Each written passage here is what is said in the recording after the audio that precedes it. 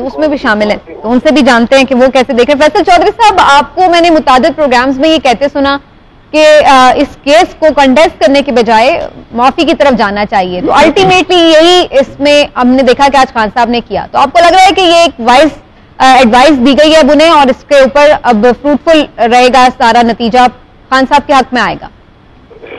देखिए, मैं तो पहले दिन से इस बात का बिल्कुल मैंने मशवरा भी दिया था और खान साहब ने आज जो है इसको बहुत अच्छे तरीके से इसको हैंडल किया है, खुद हैंडल किया है। पिछली 2 तारीखों पे शायद उनकी लीगल टीम से मामला हैंडल नहीं हो रहा था, लेकिन मैं आपको ये भी बताऊं कि प्रैक्टिकली ये इस मुकदमे का इख्तिताम हो गया है। अच्छा। और अदालत की तरफ से और खान साहब की तरफ से एक वकार का मुजाहरा किया गया है। अच्छी बात है, किसी भी अदालत से माजरत कर लेना, अपने अगर कोई गलती हो जाती है या कोई लफ्ज निकल जाता है, उससे इंसान बड़ा होता है। ये उससे इदारों से, अदालत से माफी मांगने पे कोई भी आदमी जो है उसका कद छोटा नहीं होता।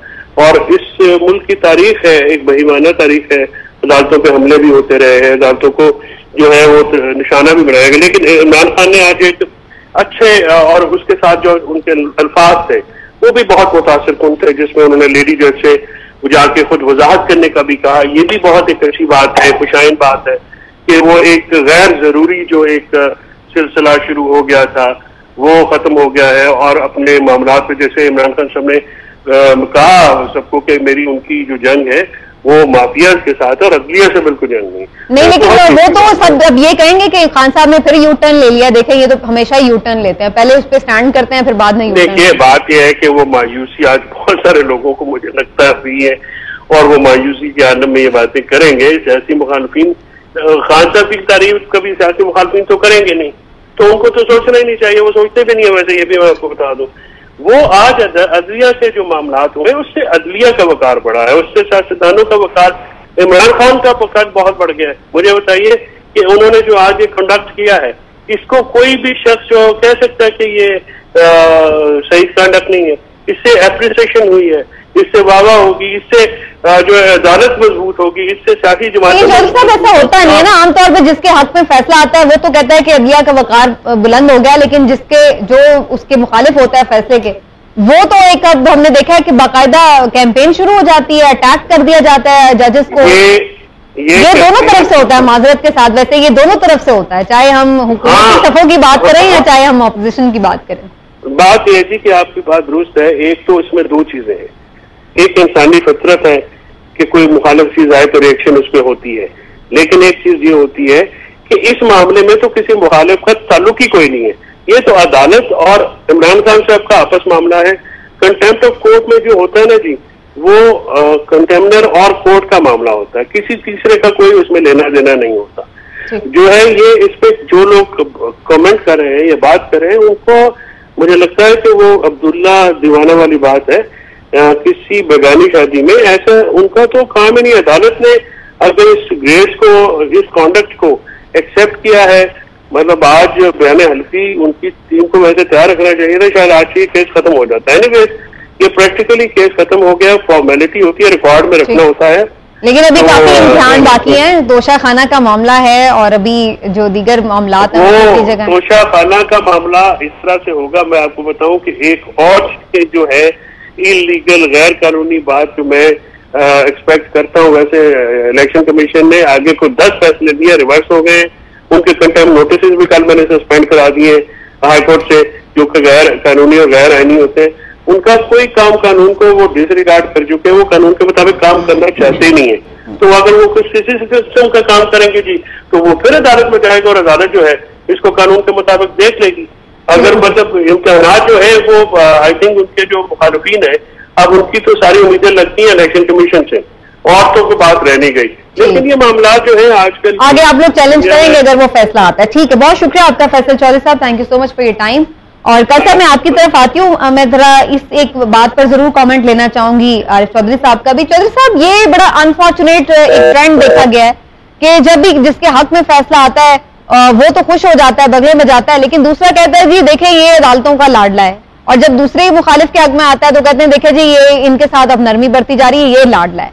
तो ये अदालतों का लाडला कौन है? वैसे ये ट्रेंड जो इस तरह से ये चल पड़ा है, इस तरह तो कोई फिर कोर्ट की वकार और उसकी बात मानने के लिए तैयार होगा आम शख्स? मैं तो ये चाहता हूं कि अदालतों का लाडला सिर्फ कानून हो और कानून को इतना लाड अदालत में मिले कि दूसरे लोग उस पर वाकई जेलस हो जाएं। बात एक अजीबोगरीब हो रही है कि असल मामला ये नहीं है कि जिसकी तरफ लोग यानी आपने जो इशारा किया है कि जनाब इसमें जिसके हक में फैसला आता है वो खुश वो परेशान हो जाए, वो कहता है जी बड़ी बात है, अदालत ने बड़ा सही फैसला किया, जिसके खिलाफ फैसला आता है वो अदालत के खिलाफ बात करता है। मामला यहाँ तो सीधा सीधा ऐसा था कि पहले दिन से जो मौक़िफ़ इख्तियार किया इमरान खान ने वो उसी मौक़िफ़ पे आज भी कायम थे। उन्होंने पहले दिन से ये कहा था कि मैं तैयार हूं उस खातून के पास जाकर माफी मांगने के लिए, खातून जज के पास, और मैं नादिम हूं अपने कंडक्ट पे। मैं हैरान होता हूं कि ये नहीं हम आउट ऑफ कॉन्टेक्स्ट बात कर रहे हैं कि ये कोई पहली दफा तो नहीं ऐसा उन्होंने किया। पिछली दफा अदालत में वो मौजूद थे और वो खड़े होकर कुछ कहना चाहते थे, लेकिन इत्तेफाक की बात यह है कि दो दफा, एक दफा उनके काउंसिल ने कहा, एक दफा खुद उन्होंने खड़े होकर कहा कि मेरी बात सुन ले। अगर बात सुन ली जाती तो वो यही कहना चाहते थे। उनका मौक़िफ़ पहले दिन से कोई ऐसा नहीं था, डिफाइंट नहीं था। तो इस मामले में मैं समझता हूं कि डिफाइंट होना भी नहीं चाहिए, ना कोर्ट्स को इस हद तक टची होना चाहिए कि इन इश्यूज को यानी जो असल मामला है उससे उसे नजरअंदाज कर दिया जाए और आउट ऑफ प्रोपोर्शन जो है ब्लॉक कर दिया जाए इस तरह की स्टेटमेंट्स को। और ना सियासतदानों को चाहिए कि वो अपनी सियासत मैदान में करने की बजाय, वोटों की सियासत करने की बजाय, वो ये चाहें कि किसी को अदालत के जरिए या किसी को किसी एस्टेब्लिशमेंट के किसी अमल के जरिए फारिग कर दिया जाए। ये कंडक्ट ये आपने बड़ी इंपॉर्टेंट बात की चौधरी साहब। मैं इस पे काजी साहब का भी कमेंट लेती हूँ। ये भी हमने बड़ा काजी साहब देखा है, हर मामला अदालत में जा रहा है, हर मामला अदालत में जा रहा है। ऐसा लग रहा है कि जो सियासतदान है वो पार्लियामेंट में अपने मसाइल हल करने के बजाय अदालत के ऊपर एक्स्ट्रा बोझ डाल रहे हैं और फिर ज़ाहिर उसकी वजह से अदालत भी जद में आती है, मुतनाज़े भी होती हैं उनके ऊपर बातें और मुहिम भी चलती है। तो ये सारी सिचुएशन अब आपको क्या नजर आ रही है? लाडला फिर इल्जाम भी इसीलिए लगते हैं अदालतों पे भी कि जी उनका लाडला है। आपकी नजर में कौन किसका लाडला है? देखिए, पहली बात तो ये है कि ये सारी खराबी कहां से आई। सियासत इस वक्त दो बड़े या तीन बड़े मालियाती मफादात के टकराव का नाम बन गया है। ये जो सियासत पर काबिज हैं, असम्बलियों पर, वही ज़राए पैदावार पर भी काबिज हैं। टन्स ऑफ मनी है उनके पास और रियासत की हालत बेकारी से भी बुरी हो गई है। अब आ जाते हैं लाडला कौन है। एक जज हुआ करते थे सजाद अली शाह साहब, उनका इंटरव्यू भी मेहर बुखारी का मौजूद है, हमारी बहन का, कि जिनकी अदालत पर हमला हुआ था जी। उन्होंने ये भी फरमाया था कि मुझे मजीद निजामी साहब की मौजूदगी में कहा गया था कि हजूर ये केस छोड़ दें, हम आपको चीफ जस्टिस से बड़ा औहदा देंगे। लाडला कौन था? कॉन्विक्ट जो है वो लंदन में काफी पी रहा होता है, लाडला कौन था? दूसरी convict is about to leave this country, पहले बता दूं मैं आपको लाडला कौन था। और वो जो इन्होंने कहा, एतजाज हसन साहब ने क्या फरमाया कि ये एक जंगल को, एक दरख्त को पानी नहीं लगाते, ये पूरे जंगल को पानी देते हैं। आप सिर्फ क्या फौजी एस्टैब्लिशमेंट होती है, एक सिविलियन एस्टैब्लिशमेंट भी है और सारी की सारी कंप्रोमाइज्ड है। 30-40 साल से इन्होंने ऐसी फील्डिंग सेट की हुई है और आके हमें बताते हैं जनाब के ये वो जस्टिस कयूम का क्या मामला था भाई? वो ऐसे बोल रहे थे, आप फाजिल जज हैं, मैं हमारा सर झुक जाता है सुप्रीम कोर्ट के सामने। ऐसे तो चपड़ासी बात नहीं करता किसी के साथ, माफी चाहता हूं, वो भी मेहनत कश होता है, हम उसकी भी इज्जत करते हैं। लेकिन मुझे ये बताएं लाडला कौन था? सबसे ज्यादा इस मुल्क में अगर झोंक डंडी मारी गई है किसी जगह पे, किसी हवाले से भी, तो इलेक्शन इनको चोरी करके दिए गए। कौन लाडला था? ये यहां पे पाकिस्तान में हाउस ट्रेडिंग पहले किसने शुरू की? कौन लाडला था? ये सिंध में क्या हुआ? ये जो अब आपने इलेक्शन के मेजॉरिटी गवर्नमेंट को माइनॉरिटी में बदला है, ये क्या और कौन लाडला था? क्या बातें करते हैं?